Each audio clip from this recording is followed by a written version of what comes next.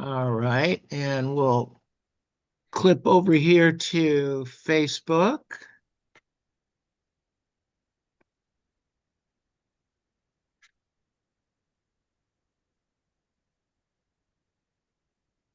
Take a moment, everybody.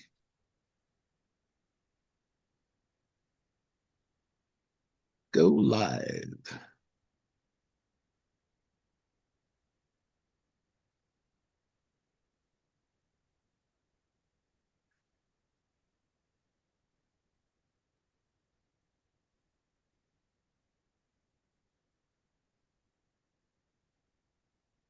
Okay, Mastermind with Neil Schwartz and our very special guest, Lindsey Harn. Lindsey, how are you? I'm great. Thanks Welcome. for having me. Welcome. Very exciting. Very, very exciting. So you've been around the Mike Ferry system for a long, long time. Tell me how long? I started in the assistant training program back in 2008 or 2009. Got that with Monica Reynolds, right? Yep, yep, Oh my gosh. Good for you. So, and you came from there to here, one of yeah, the top agents in the entire state of California.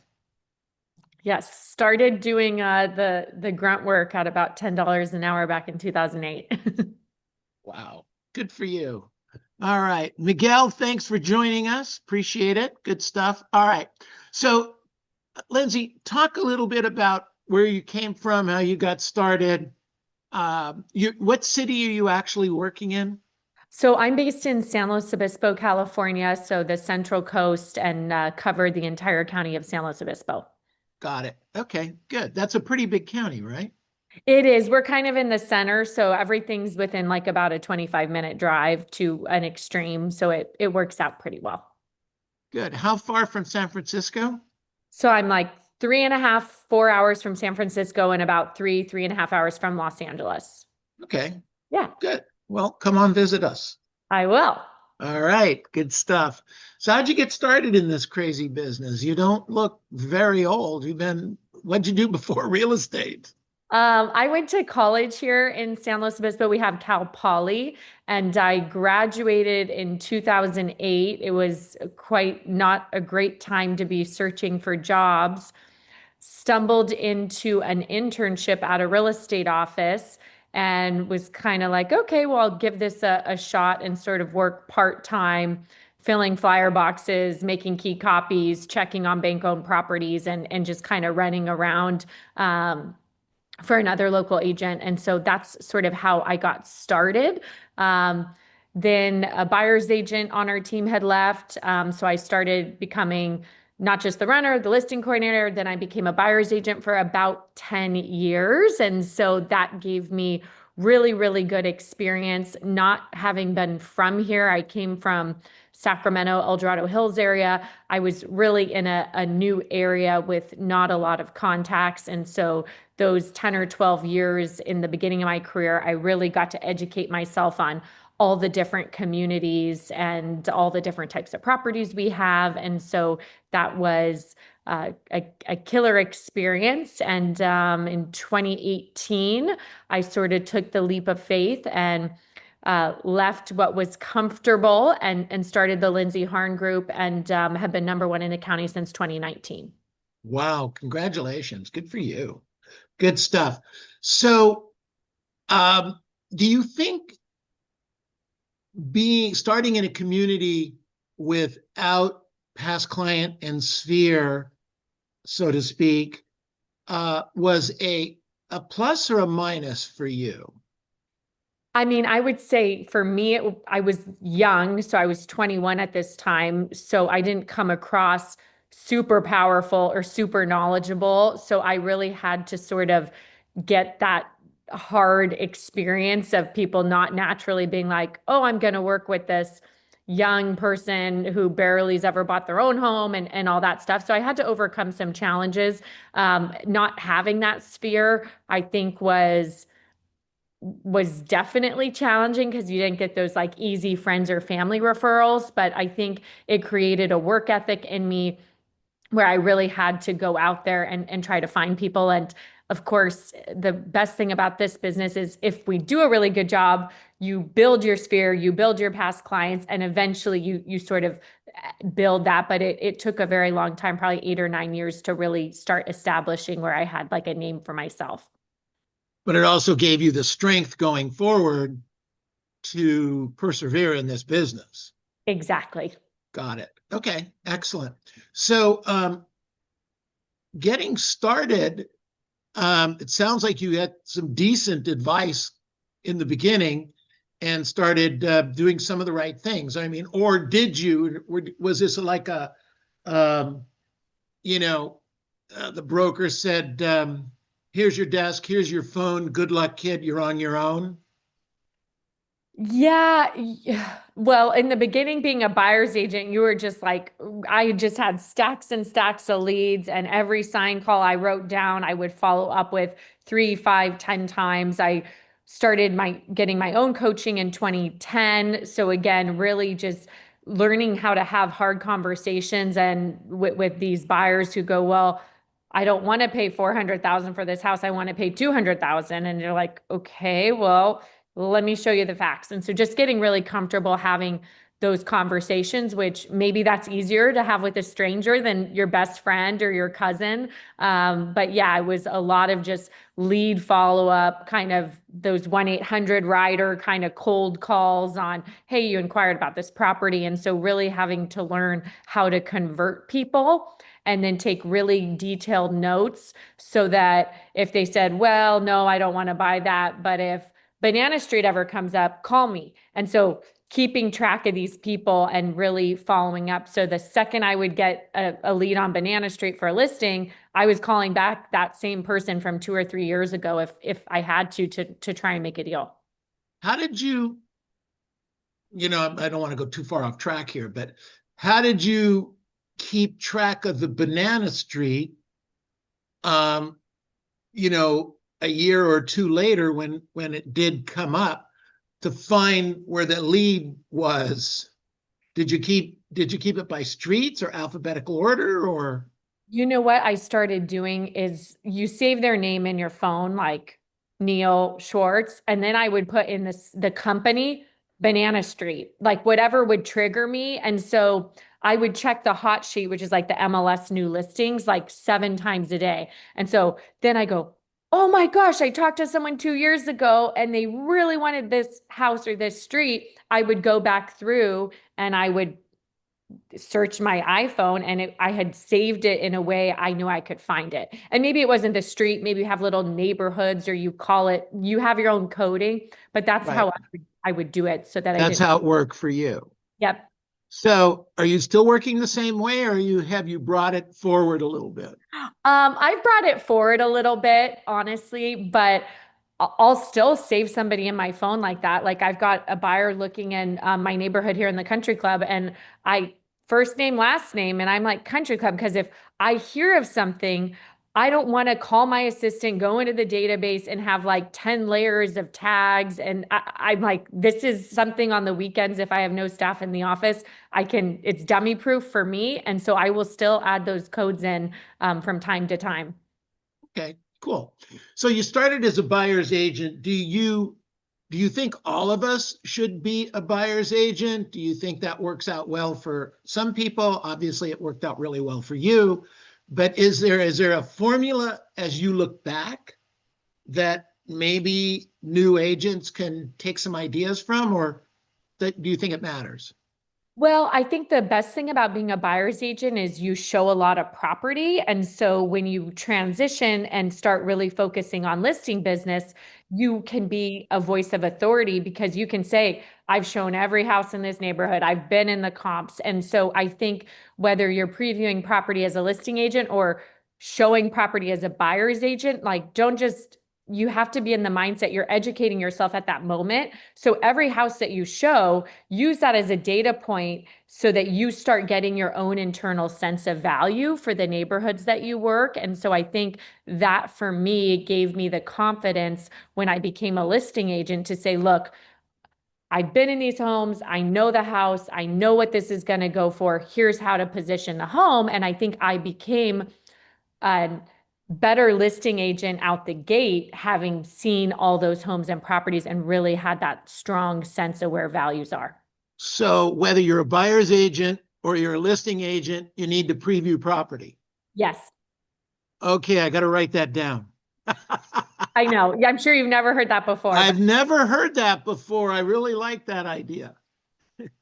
It's one of the hardest things to teach a newer agent or an agent that really wants to increase their business is to get them to buy into the fact that they've got to understand and know the product.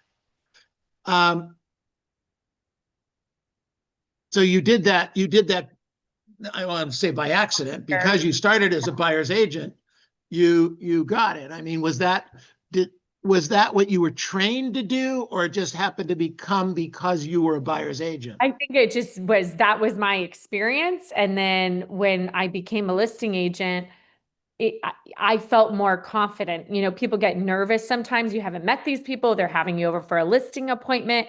And I think if you're printing out the comps and then looking at their home, you can speak to them on a different level. And again, I was 28 years old, so I wasn't young, like 21, but it was still going into someone who's wealthier, wiser, you know, all those things, had done way more real estate than I have. It's like, nope, I've seen these homes. This is how I'm going to get yours sold. And I think it does give you a lot of confidence than walking into a neighborhood where you haven't previewed anything in 4 years. You don't know the comps that well. You're kind of making it up as you go. Whereas I think seeing those homes, it does provide that, like authority.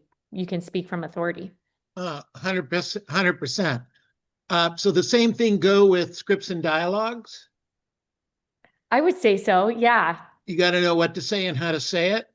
absolutely. And you So got to do it with confidence where it's like inside your being versus, what am I supposed to say? You know, because they'll try to, if you're not prepared, you can get nervous and then they think you're not comfortable in the situation. And then how are you going to react when you're negotiating on their behalf if you can't be confident?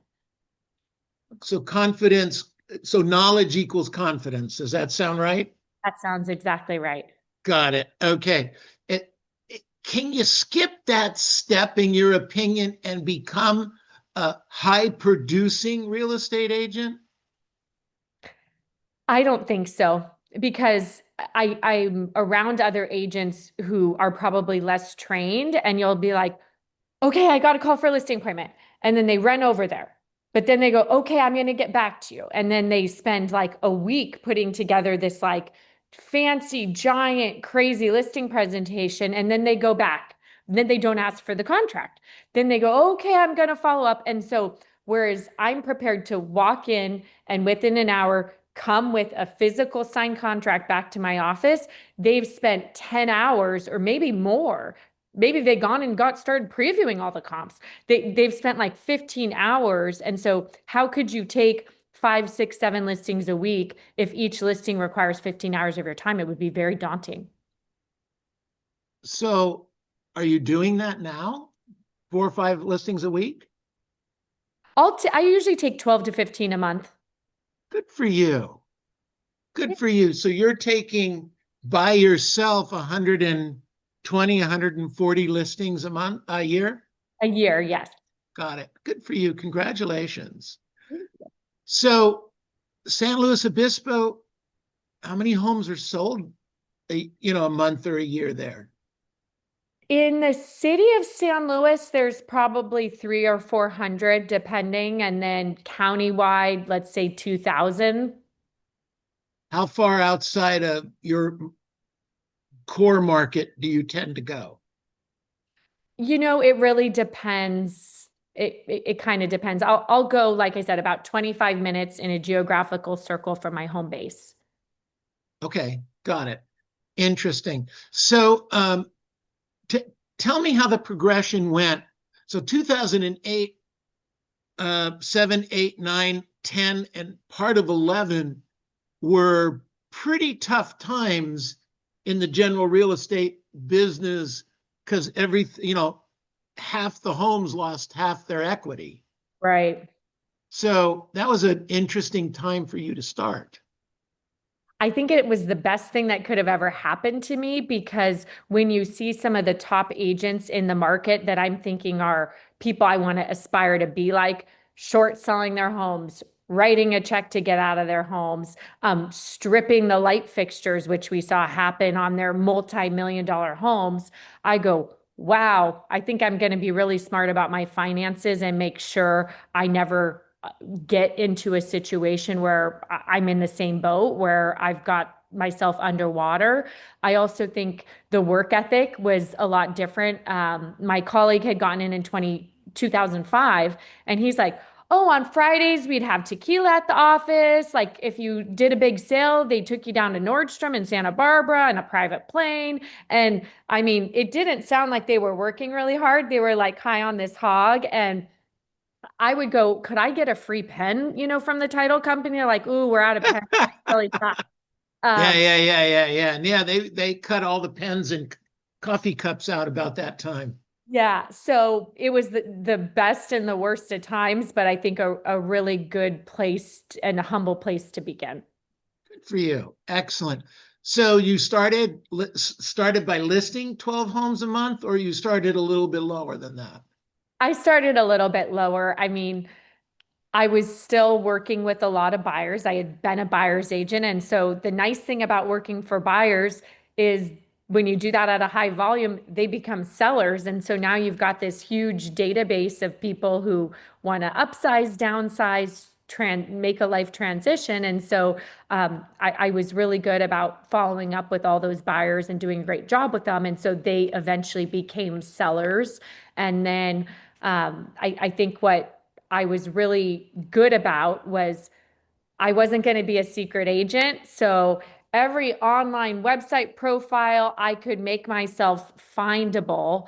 I really focused on that when I was building a name for myself. So Google, Yelp, getting reviews from happy clients, making sure my phone number, I think Neil found my phone number on my LinkedIn. It was my personal cell. And it was your cell number. It was my cell number. I'm That like, that blew me away. I was really expecting your staff to answer the phone, and you called me back in an hour. yeah, so it's like if somebody wants to sell their house or is a hot buyer or has a hot referral, I want them to call me and I want to be on top of that. And so I think I wanted to make it very easy that no one was going to have to talk to five people or call an office and get transferred to find me. They were going to be able to find me. I booked the appointment on the spot, just like basically Neil and I did for this meeting. And it's like done. Right. That was great. It was great. Easy peasy, that's for sure. No, I think I even mentioned to you, and I've said it to a number of people that I've talked to since then, that you're very accessible. You're very okay, no problem. We'll get it done. And you did. It's a pleasure. Some agents that we have on this take a little bit of coaxing to get stuff out of them, like a picture. And you were right on to it. So thank you for that. It's a big deal. It makes our job a whole lot easier. Thank you. Thank you. By the way, as we're chatting here, if you wouldn't mind putting your name and address and email in the chat box for us, that would be great. So we can send you some referrals. You take referrals, right? Oh, yes, absolutely. Okay, good. Excellent. Okay, so you were a buyer's agent until about what year? 2018. 2018. Okay, so the market was already rebounding, Yes. and you were still a buyer's agent for most of that market. Yeah, I mean, when I went out on my own, I think that's scary. Like I No, it went, is I 100%. I didn't have Okay, a paycheck, so it was like sink or swim. So you were a buyer, you were a seller. I was working like 65 hours a week. I didn't care because I didn't know how I was going to pay my mortgage. I had to have that blind faith in myself that everything was going to be okay and not really knowing if I was going to make it on my own without having all these, potential leads and such handed to me. And so I worked my butt off for a few years to really prove to myself that I could do it and I could stand on my own 2 feet. It was scary and it was rewarding. And then COVID hit. Yeah, scary, rewarding, and exhilarating at the same time, right? Yes, exactly. So about how many deals were you doing before you switched over to be on your own? In 2017, I did 113 buyer sales. 113 buyer sales Yes. and no listings. I think it was like, okay, like 109 buyers and like 4 listings. Or And where did those 4 listings come from? like my aunt, it was those kinds of people that like my best friend, that kind of thing. So everything you were doing was buyers. Was it a 7 day a week job? I got to a point where I had an assistant. I would say it was like a 6 day a week job. I would usually build in a day, but if someone said, "Hey, I'm $5 million cash, I'm coming in on Sunday," I would get out of bed. Yeah, Absolutely. no, I understand. So where are there in San Luis Obispo? Are there a lot of those deals, bigger deals?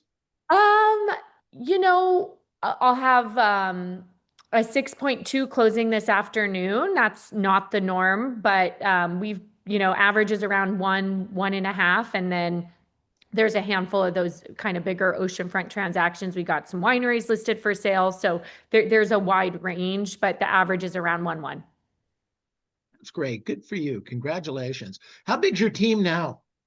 I've got 2 buyer's agent, a showing agent, who's sort of like backs me up when I can't be somewhere, and then 3.5 staff. So when you say staff, you're talking about Like helper bees, like TC, transaction coordinators. or I call it like a buyer's coordinator or office manager. So I still work with buyers. So she's like my buyer's coordinator, my listing coordinator, my transaction coordinator. And then we're in a college town. So we always have, I try to give back since I was like a college intern filling the flyer box and making keys. We always have kind of like a Cal Poly student that's interested in business. That's like our runner. So So that's my half. They're a half person. I kind of joke because they're not. got it. So tell me, how many transactions will you do this year? The whole group. The whole group, about 150. Okay. And you, Lindsey, about how many? 120 to 130.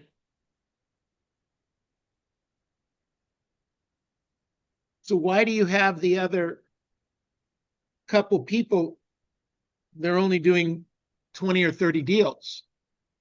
Yeah, so I mean, I'm hoping they'll do more. I tend to be a little bit conservative with the numbers, but I'm to the point in my career where, like, if Betty Joe calls on a sign, that's probably not my thing, is to get back to those sign calls, follow up for 6 to 9 months and convert. Like that's kind of to the point where that's no longer my focus. So they can do my open houses. They can take a lot of like the sign, internet leads, like people that aren't personally referred or haven't personally requested to work with me. I give them all those leads. So you work plenty hard personally, and you have a decent sized staff for your group. I would suspect that, well, that's a decent sized payroll, right? Yeah. Yeah. Um, so are you looking to grow the team bigger? Are you looking, you just, I would suspect with that size group, you probably work your own hours. Yeah, I work my own hours. I mean, I've always kind of been a fan of lean and mean. I, I I don't need to be the biggest team and have like 25 people in our team photo. We barely fit in the camera lens.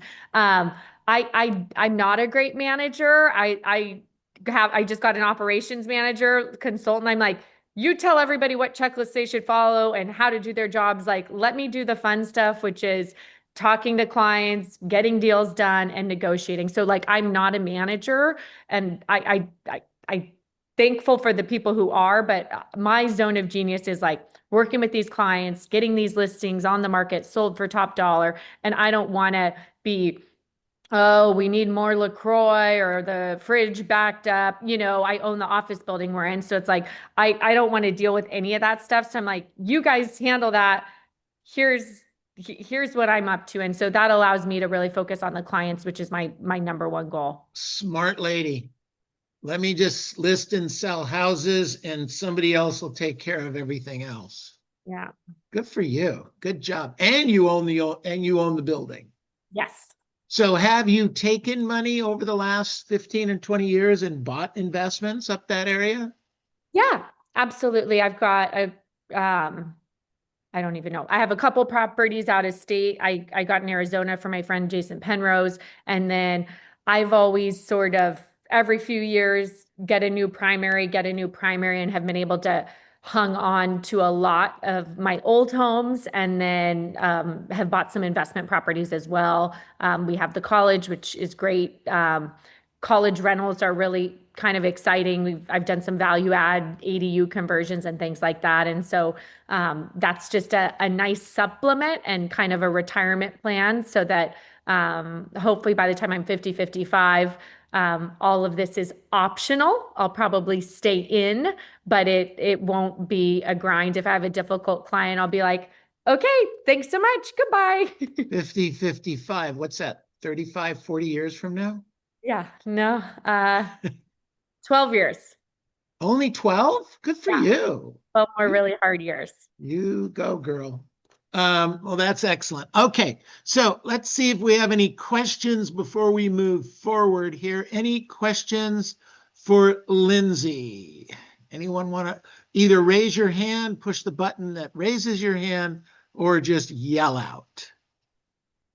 Anyone? All right, so before we go down that street, Lindsey, we have new agents coming into the business. It's as tough as I've ever seen it in my 50 years. Okay. People, like you had said earlier, the payment on one client is $3,000 and the new payment on the new buyer is going to be $6,000. And that becomes a real barrier, although we don't see it as easily. Most agents on here probably haven't been in the business longer than 10 or 12 years, which would put them, they don't even go back to 2006, 7, and 8.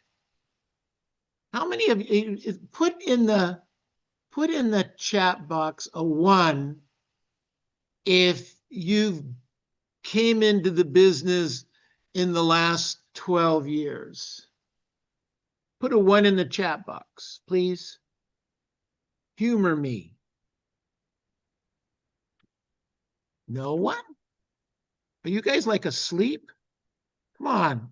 All right, there we go. Okay. So, all right, so we have 5 or 6 people right now. Miguel, I know you're not. Josie, you're not. Gloria, how long in the business? 2006, so that makes it So 19 you've been, years. yeah, right. Miguel Rico, when did you come in the business?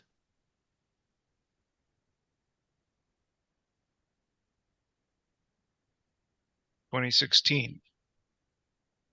Yeah, okay. So 10, that's 2013 10 for me, years, no. right? What? 2013 for me, no. Yeah, so 12, 13 years. A lot of people on the screen don't know what it is to have listings that never sell. Right, Lindsey? Yes. I don't, were you around when we were, well, you were in that time. We would take 10 listings and hope to sell.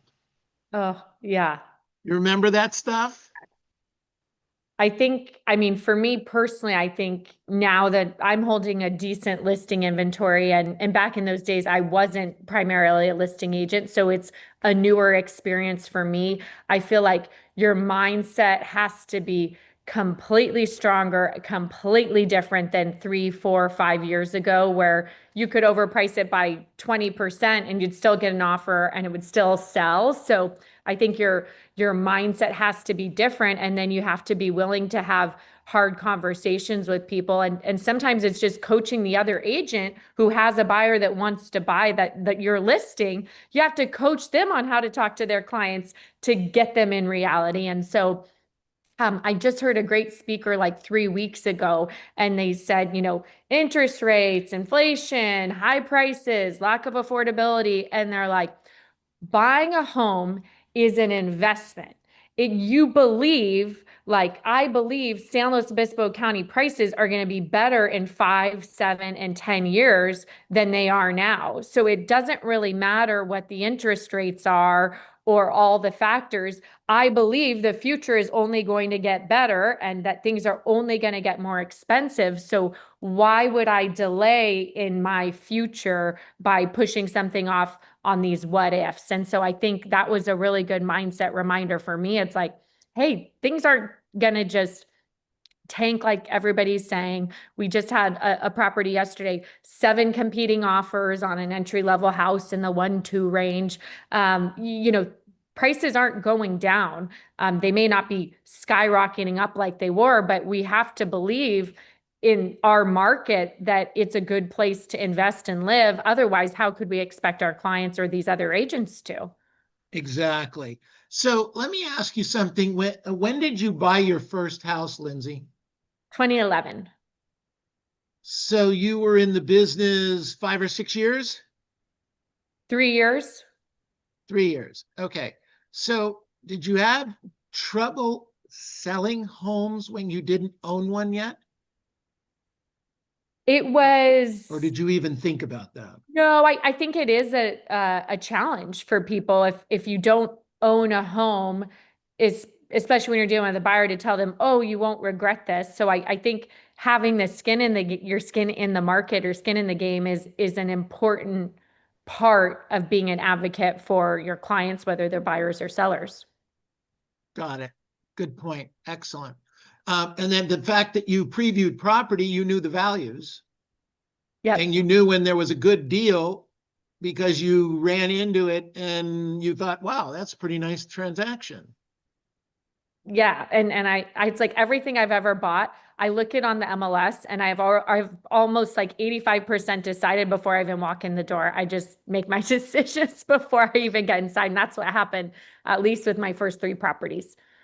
Do you use a property management company or do you manage it with you or a family member or something? I have somebody handle it because when my clients call me Saturday at 6 p.m., I'll answer. But if the tenant says that the water heater is shot, like I've got enough problems. That is the last thing I want to be dealing with. Exactly. Good for you. Good job. So if you're a newer agent and you're starting off now, and that's where I was kind of going with how many people haven't been around here for the 10 years or so.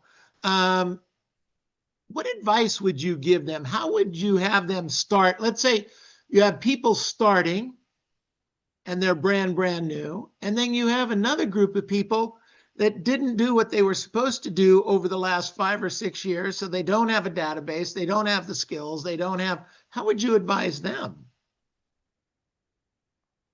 I mean, I think we all go through different phases. I just kind of came off of maybe a slight bit of complacency myself. And it's like, if I'm going to go through and hit my goals and do what I want in life, I have to commit to doing it. And so you just basically have to make the decision that you're going to be full time, and you have to be willing to put in a little bit of an extra hours, because what you do today, if you work hard for the next 60 days and do everything Neil says, you make your calls, you go out and meet with clients, you preview, you're out in the market, you bump into so many more people when you're in it than if you're just kind of hanging around the office, not doing much. And then in 60, 90, 100 days from now, all of a sudden you're going to have 5, 6, 7 deals rolling in because you busted your butt 90 days earlier. And I mean, I just can't underestimate that, because it was like That's what happened to me. I busted my ass, excuse my language, for 10 years. And then all of a sudden, I'm not prospecting. People are going, hey, Lindsay, come over for a listing appointment. I'm like, who are you? Oh, well, we read about you online. You know, Bob used you, Sam used you. And then another one, hey, we're ready to buy a house. We looked at it in an open house this weekend.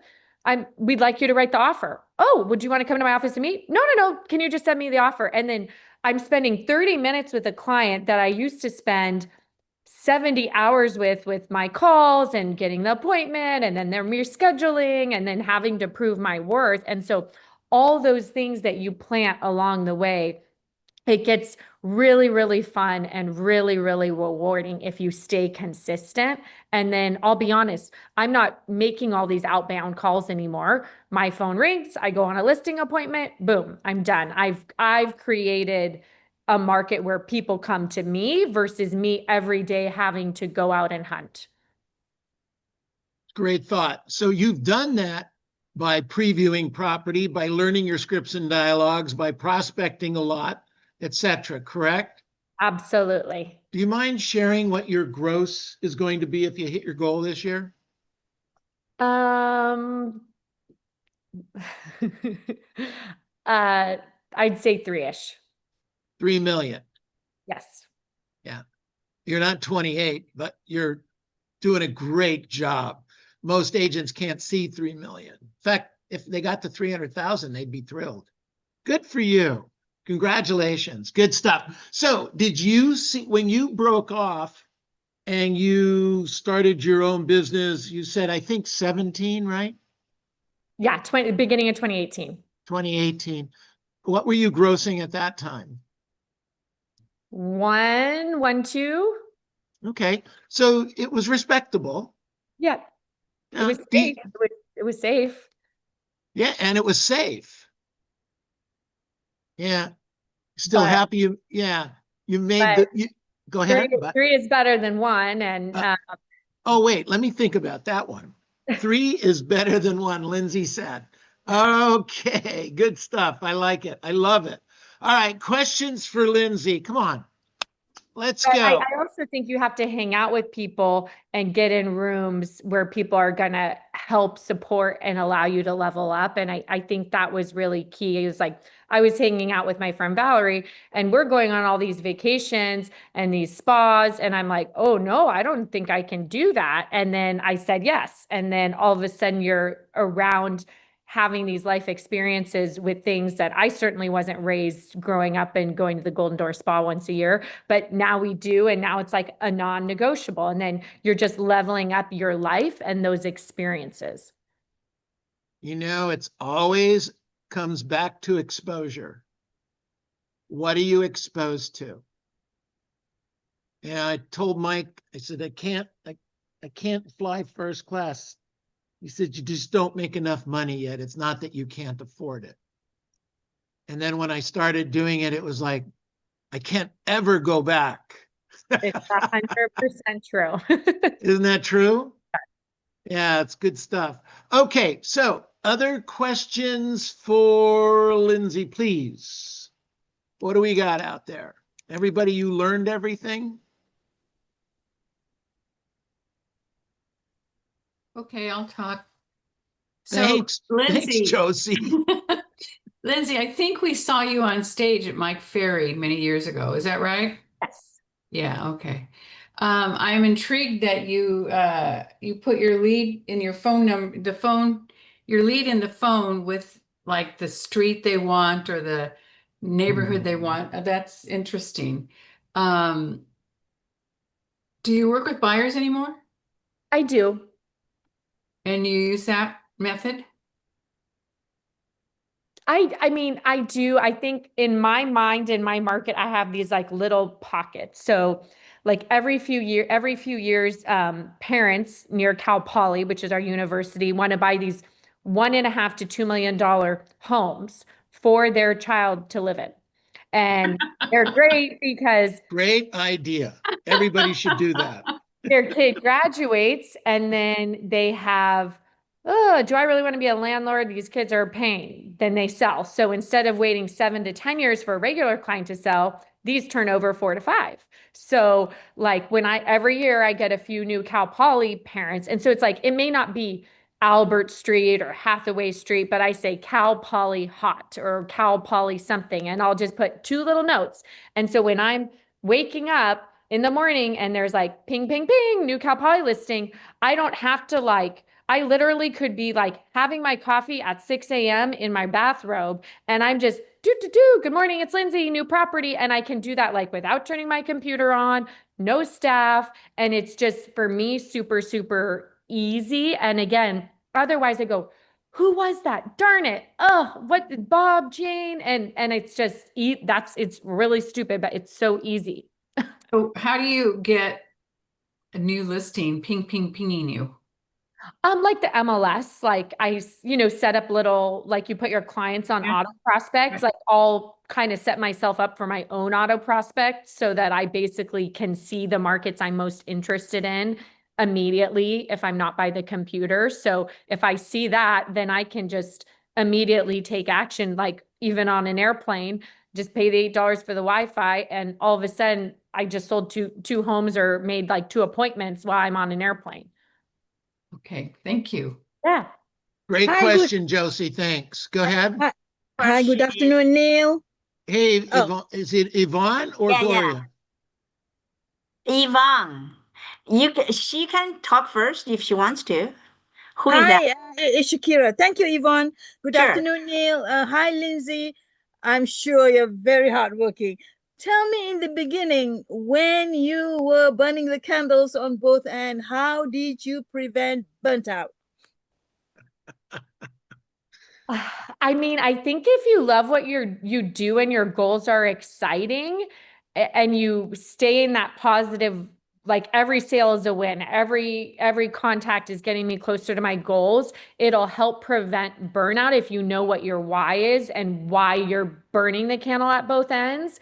And then make sure you schedule, like for me, I'm kind of like a spa massage person. I like socializing. So it's like, make sure you say, you know what, like I'm having my biggest closing today. I bought this really fancy bottle of champagne and I'm going to celebrate the wins. And I think we sometimes get past, like we're just go, go, go, but like stop, smell the roses, be grateful, and then do it all again. And so for me, I'll take a spa day. I'll go out to dinner with friends or do something along those to make that time for yourself and then be like, wow, what can I do if I hit my goal? And then if that like vision of what you want is big enough, it doesn't feel like work and burnout. So do So you Lindsay, I'm sorry. wait, Do you like make sure you have regular meals and sleeping the have a I mean, I don't cook. So like I'll have meal delivery to the office. I'll DoorDash.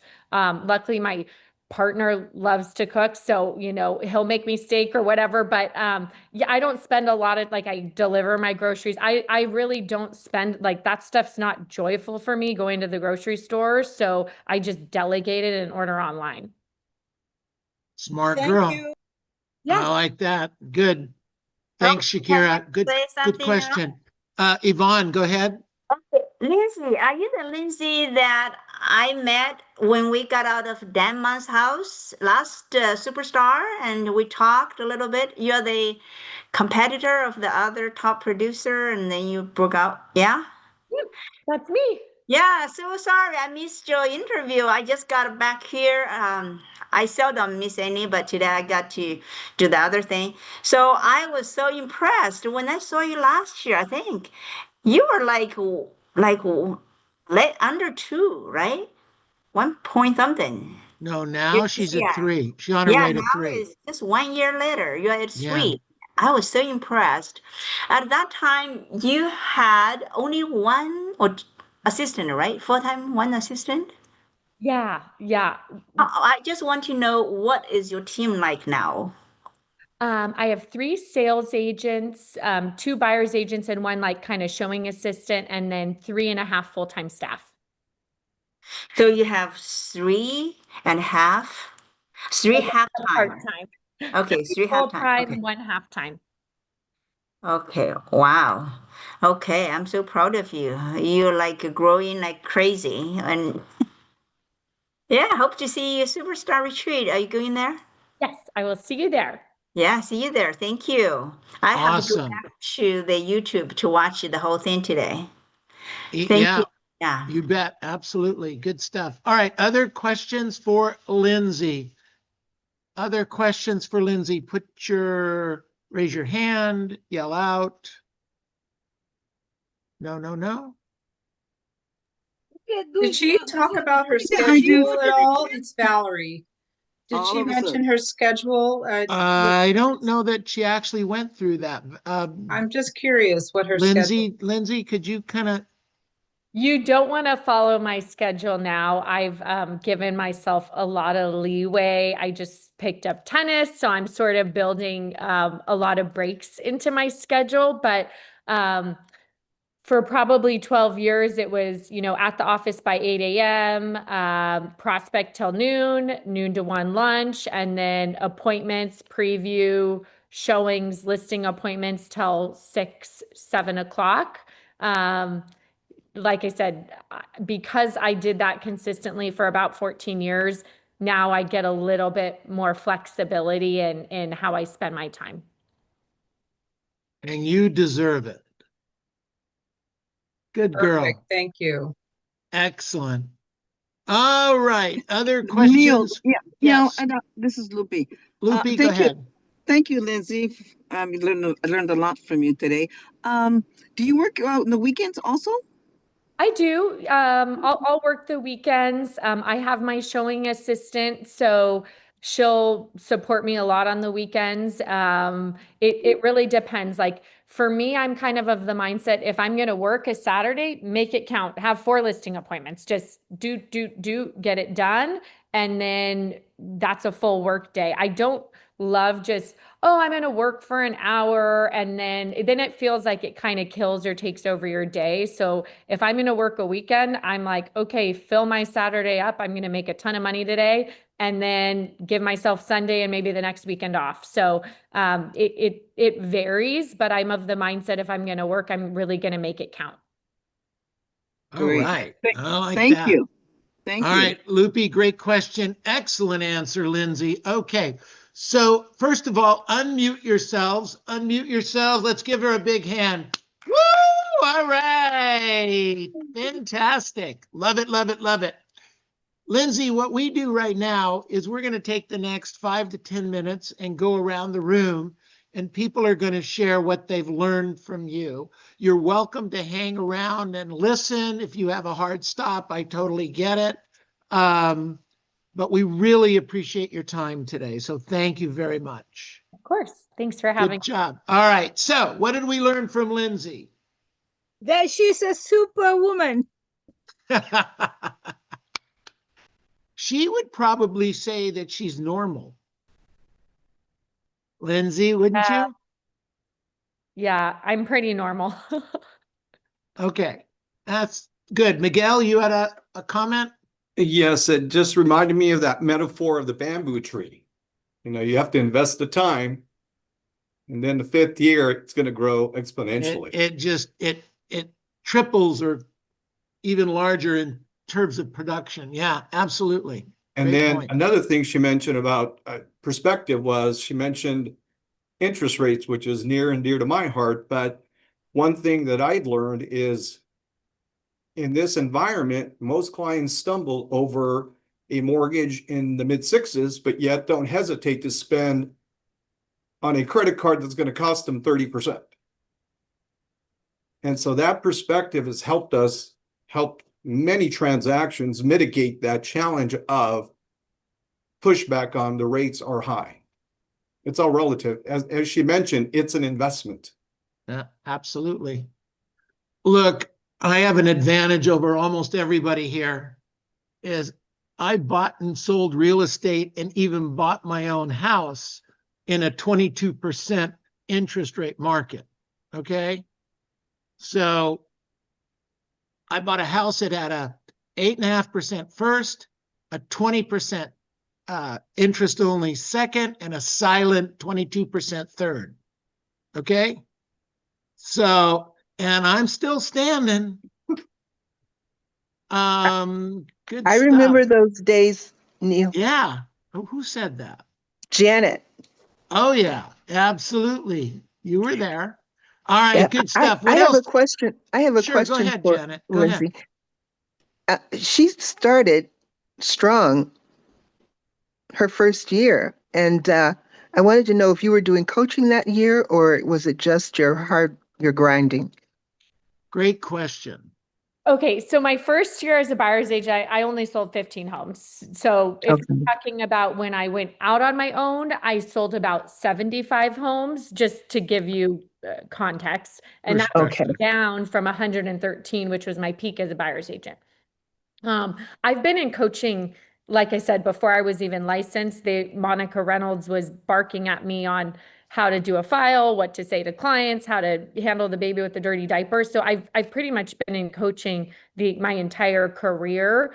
I think a lot of it's exposure, and we run into hurdles. Even when you're successful, you run into tons of hurdles. There's challenges at every phase of business. And I think it's nice having someone just be able to tell you, you know what? Fire that person, fix this, do that, get this in order. And rather than me hemming and hawing and doing all that, I pay for an expert to help me get where I want to go. And sometimes, even though I'm in my business, we have these roadblocks we can't see through, and the coach kind of helps you navigate it and get up the hill faster. Thank you. Great question, Janet. Thank you. Good answer. Okay. Anyone else? Neil, can I say Yvonne, something? go ahead. What I learned for the short time I'm here is just associated with people higher than you, doing more than you, just expand your dream, experience something you never dreamed about. That start your dream, so you can think bigger and then get higher motivation. So the spa you mentioned is a golden what? I have never heard of it. Maybe we should try it too. That's motivating. It's called the Golden Door in San Diego. Golden Door, San Diego. Very, very famous place, Yvonne. I don't know. You see, I'm ignorant. So now you will. Valerie's the same one she's like, you rode in the back of the plane to get here. Oh, what was that like? And now I don't do that anymore. Yeah, but Valerie's the pilot. I know. You can't compare that one. Yeah. Okay, good. Very good stuff. Excellent. Okay, everyone, let's give her a big hand. Good job, Lindsey. Thank you so much. Unmute. Yeah. Really, thank you. Excellent work. Appreciate it. I look forward to seeing you at the retreat. If you have any referrals for her, she's downtown San Luis Obispo and available. So give her a call, send her some referral business. Thank you again. Thank you. Thank Lindsey. Take care. Thank you. All right. I like that.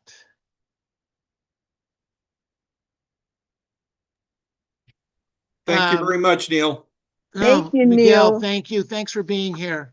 Neil, you're a great interviewer. You ask all the questions we want. That's why you don't get so many questions, because you ask a lot of really good questions. Thank you. I appreciate that. But I was actually going to ask that question because I found what she was saying very, very interesting. Why do you think we as human beings tend to do that? You've got a woman who's very poised, pretty handsome lady, but nice, very nice, approachable, clearly successful, willing to tell you anything, and we don't ask. What is it about us? Anybody? I ask lots of questions. In fact, some friends, even when I was in school, Shakira, can you ask this question? I said, why don't you ask? Well, I don't want people to think I'm dumb. I said, when you ask a question, then you're no more dumb, right? I ask questions all the time, even now. Because that's how you learn, correct? Well, I It think is. so, and I'm Is. really asking questions. Thank you for that comment or a compliment, but I'm asking questions because I'm curious and I'm interested, and I want to learn from her for me and for you. It's not just for me, although lots of people hopefully listen to this and learn from it. But, maybe the lesson here is I'm curious, and I was where you were as a young person, a younger person, where I wouldn't ask questions. And I'm not sure why, but today I ask questions without any inhibitions, basically. And I think that's what makes me a better salesperson, not just interviewer, okay? Salesperson. It does indeed. Because I'm very comfortable, and I want you to understand, you, the agents, to be very, very comfortable in talking to people. I always say this is a conversation. Okay, that's all this is. It's just a conversation. This conversation with Lindsey is no different than my talking to a client trying to get information about them needing to buy or sell a house. Does that make sense to you guys? Yes, yes, yes. Yeah. I have the impression that she is fearless. Sometimes you're kind of scared, whatever, but she goes ahead and deal with it. Okay, fearless. When I was listening to her in the beginning, she clearly was afraid of working with people, clients, showing property. And I think it was clear how she overcame it. And that clarity is she previewed property and that she learned what to say and how to say it. Knowledge equals confidence. Right. And yet, I studied the I market. still have agents on this call that don't preview property on a regular basis. So those of you that think I'm a great salesperson are wrong, because I can't talk you into that. Well, there is one question. There are some questions that you can ask almost anyone, but I think there are some questions that you rarely ask, and that has to do with how much money you make. However, she was I'm very comfortable with transparent. that. I'm very comfortable with that. Okay, and I think it's one of the things that makes me a good coach is I'm always asking agents, how many properties do you own? Can you retire right now? What do we need to do to get you there, et cetera, et cetera? Because I have to tell you something. I'm approaching what would be traditional retirement age. And if I hadn't been working on this thing since my 50s, I would not be able to do what I'm able to do today. Okay? I think I can't tell you, people are uncomfortable talking about it because they haven't done anything about it in some cases. So if you want to do something about it, call me. I'd be more than glad to help. What else did we learn today? Oh, wait a minute. I got it. Hey, Miguel, thanks for posting all that stuff, but I got yelled at earlier. Neil, this is Martin. Thank you so Go much. ahead, I'll see you Martin. Neil, thank you so much. I'll see you on the 24th, heading to Mexico. I'm sorry, what? I'll see you on the 24th. Thank you so much. This is Martin. I'm in Mexico all week next week. All right, buddy. Have a great week. Thank you for sharing. Okay, who is calling right now? Yeah, I have a question. Frank, you're calling? Yeah. I have a question. Go ahead. Did you think I sort of sensed that you might have thought she was a little top heavy on staff? I did. Yeah. I did. Okay.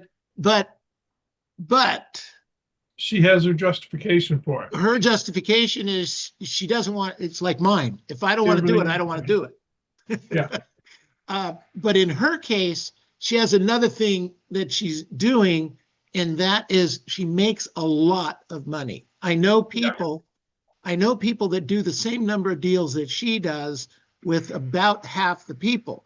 But because she's doing it and she's making another $1.5 million, she has the money to pay it and not worry about it. Yeah. Okay, They support themselves. I think that's a great point. Not to disparage her in one bit, because I'm like her. I like to spend the money if I have it. Yeah. But what I wanted to say was, that is something when you make more money, you think you can spend more money, and I want to tell you, you don't have to. Okay. You know, just because you have it doesn't mean you should spend it.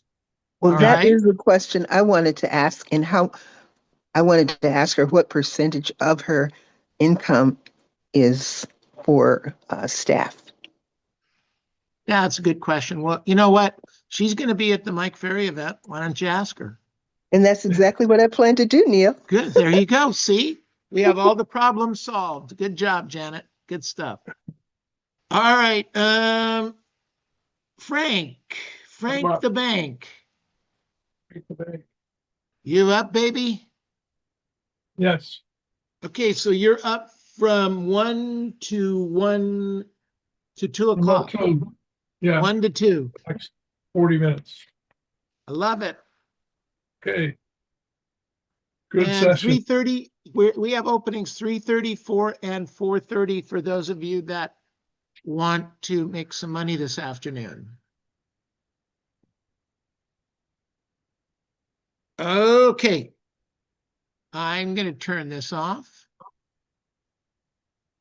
What's Frank's favorite baseball team? I don't know. I can't see. You talking about me? Yeah. I've been to both games, Cubs and Sox, so I guess maybe I would lean towards the Cubs because they're on the north side. Miguel, that's what you think? The Cubs, huh? All right. Cubs fan. How'd you guys get into the weirdest conversations? I like baseball, all baseball, but I'm a Dodgers fan. The Trolley Dodgers. The You see trolley that Dodgers. picture? You see that picture on Yeah. the wall? Mickey Mantle, Uh-huh. Ted Williams, Joe DiMaggio. Yankees. Yeah, Yankees All right. is a great club, that's for sure. Okay, and then let me turn Signed that. autographs. Really? Good for you. All three of those were signed autographed. Love you, buddy. Good job. All right, everybody. Let's get on the phones.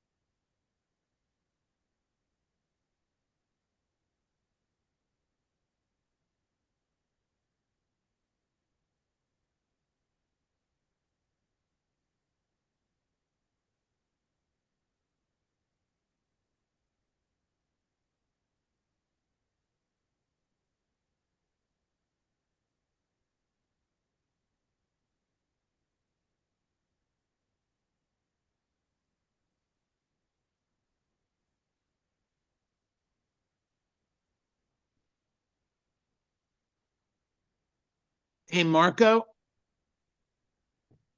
you got time to go into a breakout room? Yes, sir. All right, let's go. Hello, Sam. Good. How about yourself? Good. Good. So we had a chance to talk briefly. So you have a shop right now in Schaumburg? Okay, what's the name of your shop now?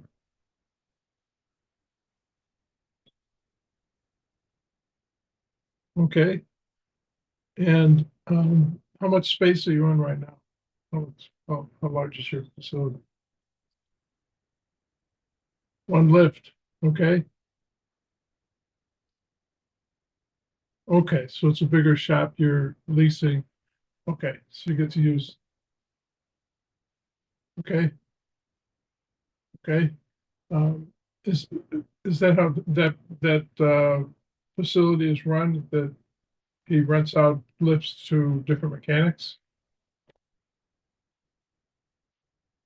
Just to you? Okay. Very good. And so, yeah.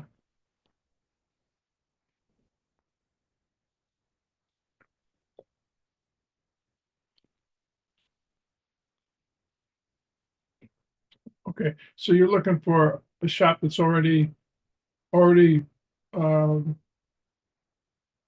already fitted with lifts and all of the equipment that you need to just walk right in and go to work, or are you looking for a space where you can build it up yourself?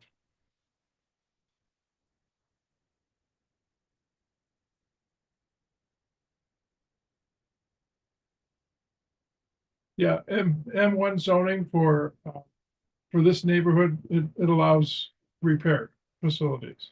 Yeah, it does. So that would fit, and then the space is there. How much parking do you need?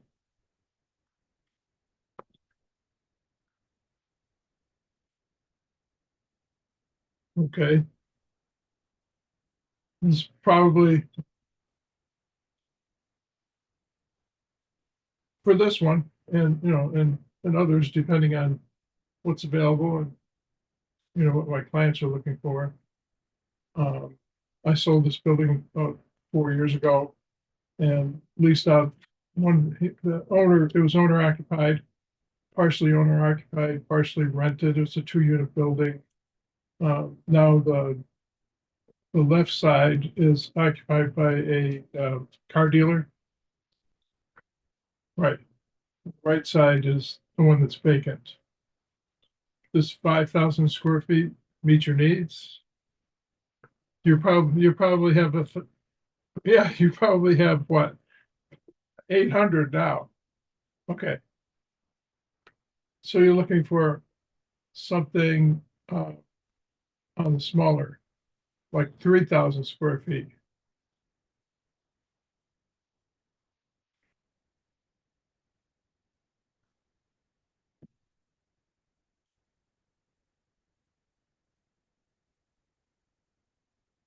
You're looking to expand it too. Okay. There's a space, you need a lift already there, or you put your own lift in? And are you looking for Schaumburg only, or Arlington Heights, or?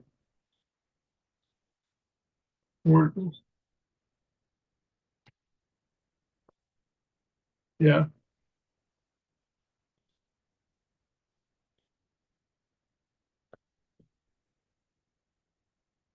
okay. All right, and around 2 or 3,000 square feet?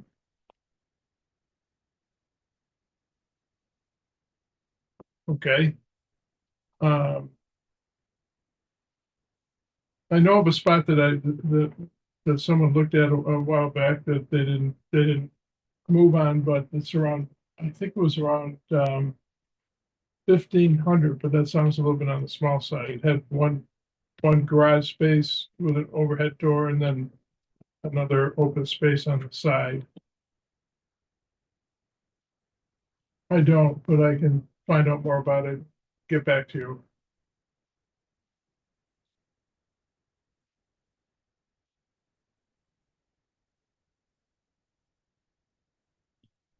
Yeah,